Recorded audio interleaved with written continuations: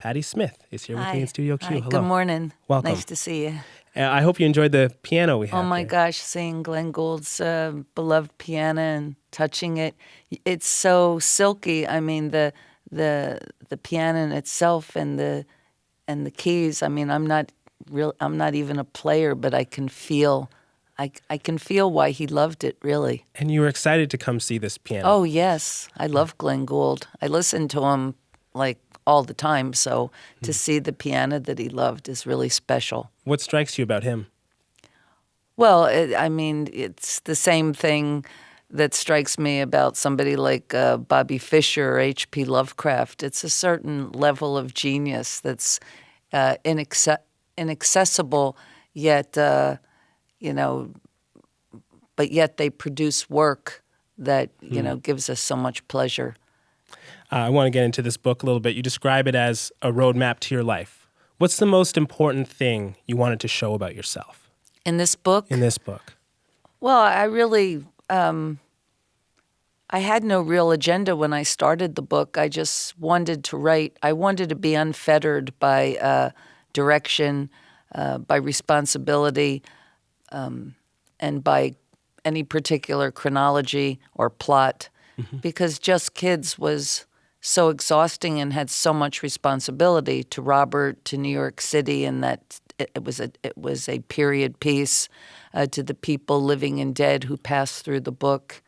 So I just wanted to mosey through a book with no particular place to go, as the song says, and just see where I went, and I think also I started it when I was almost 66, so I was ruminating on what that actually meant. What does it mean to be 66 years old, as a human being, as a mother, as an artist?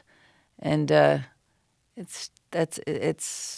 have to say, of anything I've ever writ, it's really the most like me as who I am. And if you were wondering what she's like, if that was important to know, the book pretty much tells you the kind of person I am. Did you arrive at any conclusions about what it means to be you at 66? Well, one thing I arrived at is life, whether you have no designs or not, there are patterns. Nature has patterns, even if they seem random. The book has symmetry. I had no plot, no outline, yet as life unfolded, patterns emerged, and it had a certain symmetry by the end.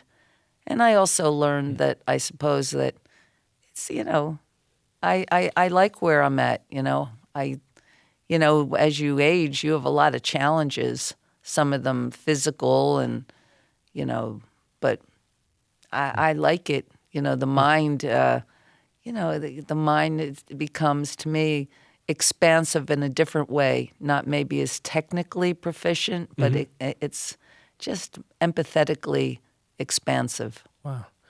It seems that you still do love finding patterns. Has that been a lifelong obsession for you? Well, yeah, signs, Pat, it's, there's this line, James Joyce, in a little poem he wrote, and it's the line is, "The signs that mock me as I go." We have all kinds of signs. It could be, just, we see a piece of paper on the ground and it has a few words on it that seems to set up our day, or a random number becomes a winning lottery number, or, it's just, you pick up a card out of a deck, But, sometimes, we try to ignore signs, like Jonah. He wanted to ignore the whole thing. I just want to be Jonah. I don't want to be telling people anything. Leave me alone, Lord. So he wound up in a whale for a few days to figure it out, and then it went, okay, I won't ignore the signs, but they're there. I think especially now people ignore signs. Well, I think partially they ignore them because they're so preoccupied. Yeah. If you're constantly looking at a phone or a computer, but constantly scrolling or looking at the same emails or looking, for, you know, aspects of social media, which I'm not criticizing. I'm just saying we overuse it. People become addicted to it, and they stop. Their peripheral vision starts closing in. We're getting tunnel vision. Yeah. You see people on the street, instead of daydreaming or instead of looking at the leaves changing or something, they've got their nose in the phone. And I think we need to daydream more. We need more time for thinking. What's the impact of that loss of daydream time? Because you brought that up in an interview before, how you had all sorts of daydreaming time when you were young, living in New York City with no phone, no radio, no TV. What's the impact of that loss? Well, that's, in daydreaming, a lot of creative impulses come through daydreaming, a lot of new ideas, working out problems, entertaining oneself. Mm-hmm. It's important. It's important for children, and it's important for adults. I remember riding on the subway. If you have a 30, 40-minute ride, maybe you have a book, but maybe you just sit there and just let your mind drift and see where it goes. And we don't want to lose that drift time. It's important. Is that something you've had to be deliberate about as well? No, I do. No, it's the opposite. I was always, getting, my head or shoulder tapped because of daydreaming in school or daydreaming while I was supposed to be washing dishes. I'm a born daydreamer. So even in this digital age, it's not a problem for you? Oh, no, that's not a problem for me. I daydream when I'm supposed to be doing digital stuff, so... Okay, I want to get into some of the stories and journeys in this book. You make pilgrimages to the homes and grave sites of artists and writers. What does that mean for you? Well, I suppose it's really proximity. For me, to go visit, the grave of somebody I admire, it's like going to visit, my family, or, if I go to visit Proust or I go to visit Sylvia Plath or, Miles Davis, whoever's grave I go and visit, it gives me a moment. I know that, a part of them is underground, and it's the proximity. And I just like to, it's not a dramatic thing. Sometimes I just go and stand there for a few minutes and thank the person for the work they've given us. And you never get often... Usually you don't meet these people in person, especially if they died 100 years ago.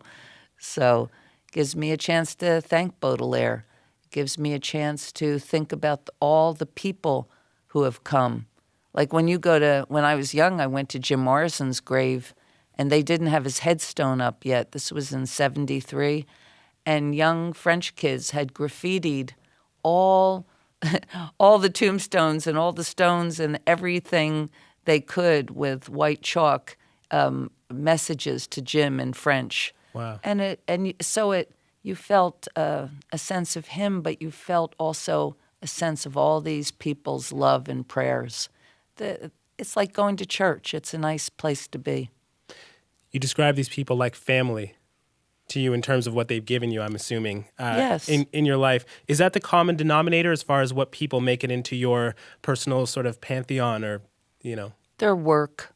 It's usually work-based. I mean, when I was a kid, I remember seeing Arthur Rimbaud's face on a book cover, and, I just fell in love with him. Or I might fall in love with Bob Dylan, seeing him, first as a young girl's response to a cool-looking guy. But in the end, long-term devotion is really work-based. First of all, Arthur Rimbaud, his birthday's coming up. It's October 20th, just next week. You have a thing for anniversaries and significant dates. What do you get out of marking the passage of time that way?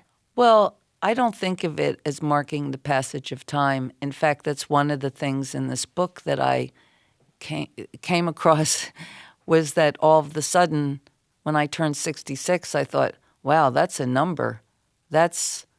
I had to really face my chronology, because I've always been a late bloomer. Never really concerned about my age, never worried about aging. And for the first time, I really thought about it. And I thought about it because, I have children and I have so much work to do. So it's, something I really had to ruminate on. But people's anniversaries and people's birthdays, I just like to celebrate them because it's nice, I love my birthday. It's when I got to be alive. I love being alive. So if it was, if it's St. Francis's birthday or, it could be Jean Moreau's birthday. I don't, I just, my friends always laugh because they'll say, Patti, whose birthday is it? And I'll tell them. So. But you see significance in it. It's not to mark the passing of time, but No, you see significance. It's celebratory. Yeah. Yesterday I did a book signing last night. There were 3 people there. It was their birthday. I was so happy that they would spend their birthday at a book signing. It was in a reading, and I did sing happy birthday to all 3 of them. But it's wonderful. How do you keep track? Do you just have a good memory for dates and? Well, I didn't at school. If I had a test, I could never remember any, when wars were fought or, battles in history. I was never good at dates. But I don't know why I remember people's birthday. I don't remember them all, but I have a lot. I'll just pass through and think, today is November 28th. It's William Blake's birthday. It'll just pop into your mind. Yeah. I'm speaking with writer, poet, and musician Patti Smith. Her new memoir is called M Train. One touchstone, Patti, that some people might find surprising in this new book is TV detective shows. You write that yesterday's poets are today's detectives. What do they have in common? Well, I think they have the obsessional desire to get their man, meaning for a poet, to all of the clues and the abstract language and all of the impressions to get that, to zero in and get the punchline of the poem, to make the poem not abandon it but make it whole. And detectives, they have all of these, abstract clues and all of this, seemingly unrelated pieces of information that they have to put together like a puzzle, and in the end, come up with a conclusion. And but I do love detective shows. I don't like crime, and I don't like gory stuff or looking at autopsies or, and I don't like suspense. I don't like when stuff is scary. I just like the minds of the detectives. The psychology. Yeah. And that obsessive nature also tends to draw detectives outside of their community. Yes. A little bit. Maybe in a similar way that it does for artists? Yeah, well, I mean, also these detectives, some of them are so interesting, like Kurt Wallander or Morse. Both of them, are, they don't eat right. They have dysfunctional lives, usually divorces, but they sit alone at night when they can't sleep, trying to unravel a case, listening to Maria Callas. They love opera. They're usually loners. And so I don't know. I feel a certain kind of kinship with them. Strong kinship in some cases. You wrote this about Detective Sarah Linden from The Killing. Even as a character, she is dearer to me than most people. What does she mean to you? Well, I just loved Detective Linden. Because also most of the great detectives are guys. And here's this little thing, just, she's not really that concerned with her appearance. She's not really, she has a dysfunctional life, just like many of the great detectives, but she has that obsessional energy. But being a female, she also has a rich, intuitive sense. But that intuitive sense that one often uses in a family situation or with their children, she lavishes it on her victims, trying to comprehend what happened to them, trying to vindicate them, and I just it's just like her obsessional loner nature, and she drinks a lot of coffee. I just There's a lot you relate to there. I can't, how can you break down when you're really love somebody? I just love her. The knock against a lot of detective shows is that they're formulaic. What do you think about that? It doesn't bother me. No. I mean, Agatha Christie was very formula oriented. I like, I'm a habit kind of person. I have my little rituals. I like to get up at the same time in the morning, have my black coffee, write, roam around. I'm ritualistic, and I don't mind that kind of repetition. It can be part of the appeal. Yeah, sometimes. it's like, well, you know what you're going to get, I'm not looking for suspense. I'm looking for unraveling puzzles. What's the relationship for you between ritual and creativity? For me, it's maybe the two of those, why they're kin is just ritual for me has a lot to do with discipline, and so that informs my creativity. I developed a lot of discipline as a mother because I used to write all night, or, I lived around the clock. But when I had small children, I had to be much more disciplined, and I had to find a time for myself. So I started waking up at 5 in the morning, and from 5 in the morning till 8 in the morning, when my children got up, was my time. And so that became sort of a ritual, which now that my children are grown, I still like to write early in the morning. That's really interesting because a lot of people would probably assume that parenthood would take away from your creative energy, so to speak. No, for me, it just made me prioritize, and it made me become sort of condense my, my creative time, but in a meaningful way. I did more work and evolved as a writer when in the 16 years of my marriage and being with Fred, because in order to do my work, I had to really buckle down, as they say, and do it every day and be diligent and focused in a certain small time period. And I thought that it really strengthened me as an artist. That's such an important word, I think, for any aspiring artist out there, the importance of that discipline and Absolutely. and focus. People keep asking me, what I'm a young artist, or I want to do this, or I want to make it in the world. And they ask me all these questions. And really, in the end, start with the work. Don't worry about those things. Don't worry about fame and fortune and how many, how many people like what you did. Be concerned with the work itself, because in the end, all that stuff will fall away. Nobody's going to care about how many, hits you got on YouTube or anything. What they're going to care about in the end is the work itself. And that's what one has to focus on.